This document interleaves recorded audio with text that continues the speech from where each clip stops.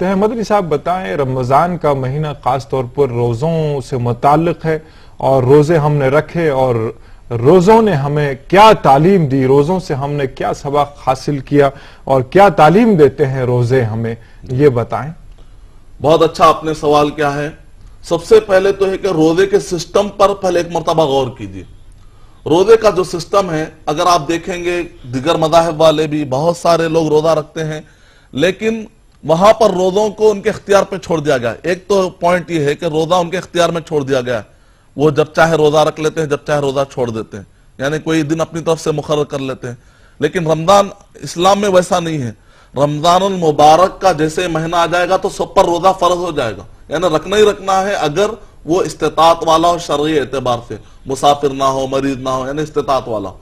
اس میں ایک فائدہ ہوتا ہے کہ ڈسپلن فالو کرنے کا موقع ملتا ہے، یعنی آدمی کو اپنی خود مختاری کا ارادہ نہیں ہوتا، جس سے کہ آدمی کے اندر ایک ڈسپلن پیدا ہوتا ہے۔ دوسرا ایک کہ رمضان المبارک کا اسلامی جو روزہ ہے، وہ روزے میں ایسا نہیں کہا گیا ہے کہ آپ پانی پی سکتے ہیں اور گوشت نہیں کھا سکتے، کھانا نہیں کھا، لیکن پانی پی سکتے ہیں۔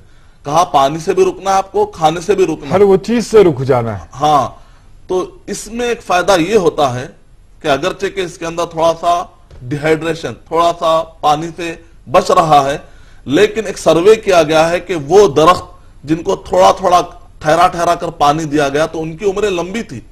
تو اس کا مطلب پانی تھوڑی دیر کے لیے رکنا، پھر آپ جیسے ہی افطار ہو جاتا ہے تو اس کے بعد پھر پانی بھی پیتے ہیں، آپ کھانا بھی کھاتے ہیں۔ تو اسلامی جو روزہ ہے اس کے اندر پانی سے بھی اور کھانے سے بھی روکا جاتا ہے۔ اس میں مکمل طور پر انسان کو کئی جو سبق ملتے ہیں وہ دوسرے اعتبار سے نہیں مل سکتے۔ اسی طریقے سے بعض جگہوں پر یہ ہے عورتیں روزہ رکھیں گی، مرد نہیں رکھیں گے، یعنی کہ پنشمنٹ کے طور پر روزہ رکھا گیا، لیکن اسلام میں ایک پنشمنٹ نہیں ہے روزہ، بلکہ روزہ ایک فضیلت ہے۔ اور اسی طرح یہودیوں کے پاس جو روزہ بتایا گیا ہے، وہ روزہ یہ ہے کہ پنشمنٹ کے طور پر ہر سال ان کو اتنے روزے رکھنا ضروری ہے تاکہ ان کے گناہ دھل جائے، یعنی پنشمنٹ کے طور پر۔ اسلامی اعتبار سے ایسا نہیں ہے، تو ایک فضیلت والی اور ایک ثواب والی چیز ہے۔ اور اسی طریقے سے بعض جگہوں پر یہ ہے مرغا اگر بانگ دے گا تو آپ روزہ توڑ سکتے ہیں یا روزہ شروع کر سکتے ہیں۔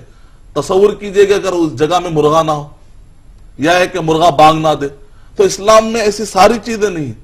اور اسی طرح اسلام میں جو روزے کی بنیاد ہے وہ قمری کیلنڈر پر ہے، یعنی کہ چاند کا جو کیلنڈر ہوتا ہے اس پر ہے، سولار کیلنڈر پر نہیں ہے۔ اس کا فائدہ یہ ہوتا ہے کہ مختلف موسم میں بدل بدل کر روزہ آتا ہے۔ اس کا فائدہ یہ ہوتا ہے کہ ہم کو کبھی سردی میں، کبھی بارش میں، کبھی سورج گرمی میں، اس طرح ہم کو روزہ رکھنے